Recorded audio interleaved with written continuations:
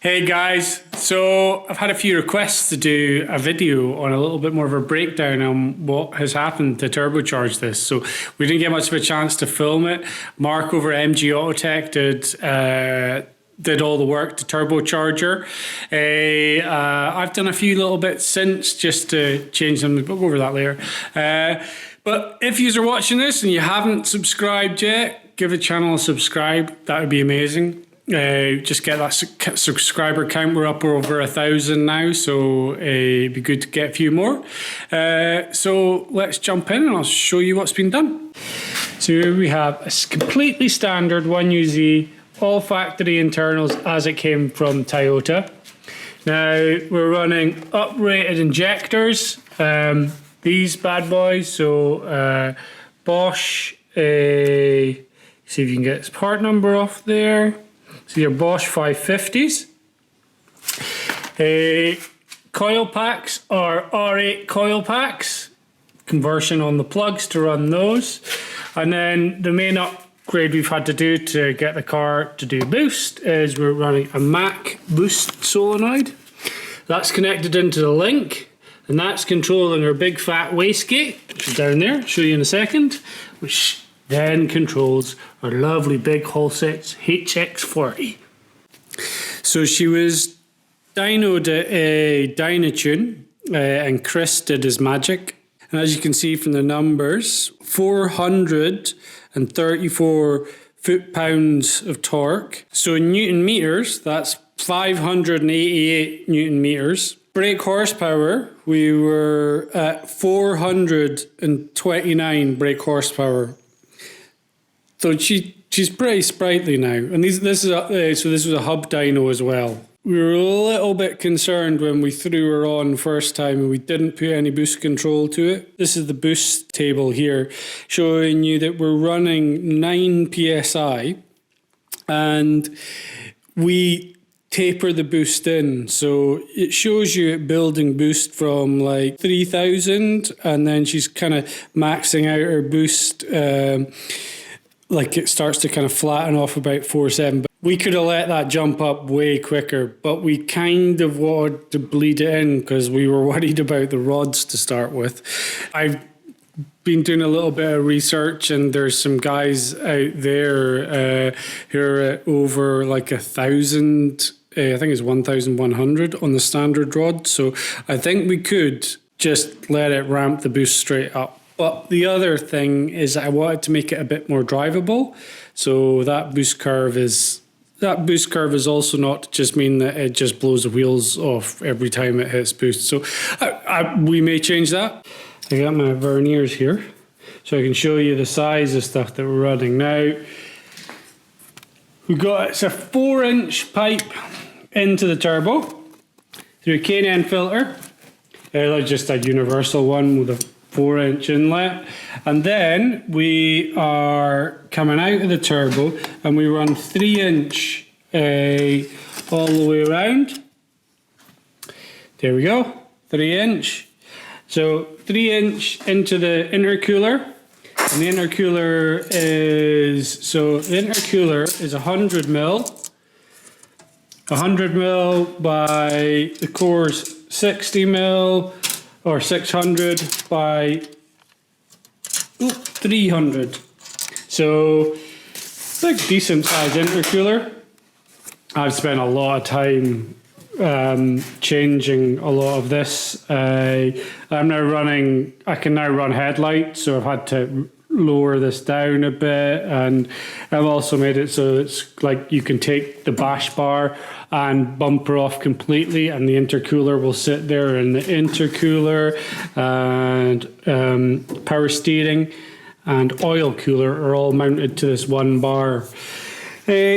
So come out again, so 3-inch. Now this is a bit that I'm just going to be getting redone because this is not a good idea, having silicone running right beside the hot exhaust. So we're going to make this a one piece of metal, probably also maybe bring it out a touch more as well. But before this was all kind of coming up and around like here, but with the lights it had to come down.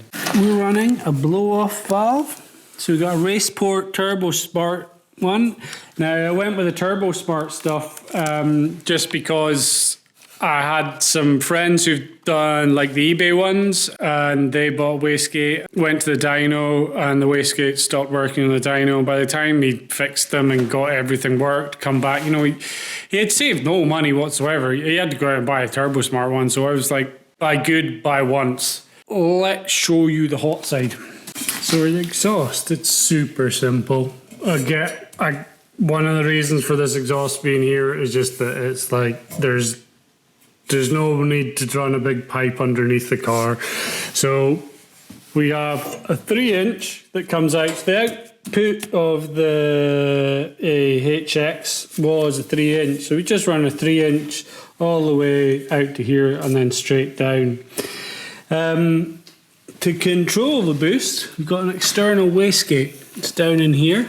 We have another Turbo Smart, and this is their 50mm Pro Gate. Now we're running, so it's got the boost coming in here, but we're also running water through it as well. This comes with a water cooled, so just I think for reliability. I think there's just a takeoff that we've used, just where the water comes in, and then use this little bleed through here, and then as it comes back through, we've run a pipe somewhere around to the back there, so it feeds through. So that's working well. Now let's get the car in the air and we can show you what the guys have done for the exhaust. So here we have how the exhaust is run. This has all been designed to be as simple as possible and easy to work on. We have a bank, which we can actually see, since I've now just cut out my inner arches, you can see this a lot better. You can see in here, we've got a 4-in-1 collector, which has been made. Beautiful thing here. So that was made by Mark and the guys at MG Autotech. It's running a V-band. Now, let me show you the sizes. So these pipes coming from the head to the collector are 45mm by 2mm thick. And then the pipe that comes out of the collector is a 63mm, and again that's 2mm thick. So we've also done a little update inside on the dash. So just a couple extra bits. So we got oil pressure, battery voltage, boost, intake air temperatures have always been there as well as lambda, and then just the engine coolant temperature. So I'm making some other little changes in here. Firstly, I've just done this. I've gone and labelled up all the fuses. The other thing I'm doing is adding two switches in. The reason I'm doing that is because I've got a fuel pump and the ignition switch. Now, as soon as you turn the ignition on, the car ECU comes on, the water pump and the power steering pump come on. Now, I kind of want to run them separately. The reason for that is that if I just turn the ignition on in the car, both of those things start running. Now, they draw a decent amount of amps, so they will start running the battery out. So I want to be able to turn the car on and to have nothing running, basically, so I can start mucking about and doing some stuff with the ECU. I've got a lot of stuff and there's a lot of potential in that thing.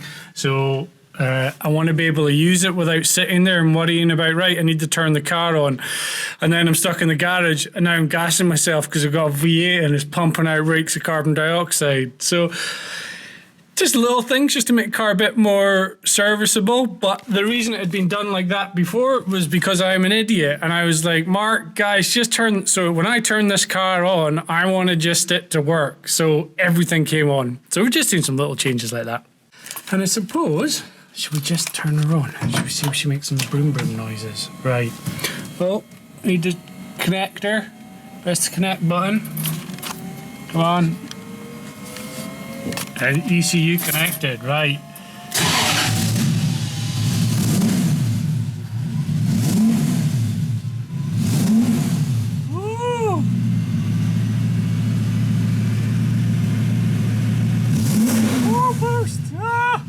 getting too much oil pressure. Really needs a bit of a warm up, but yeah.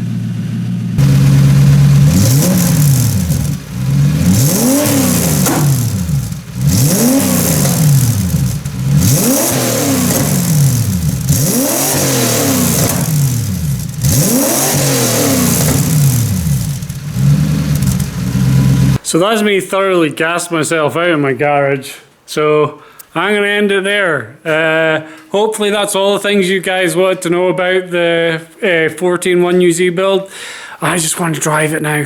I just want to go and drive it. I really want them to just open up racetracks. But they will do soon, I'm sure.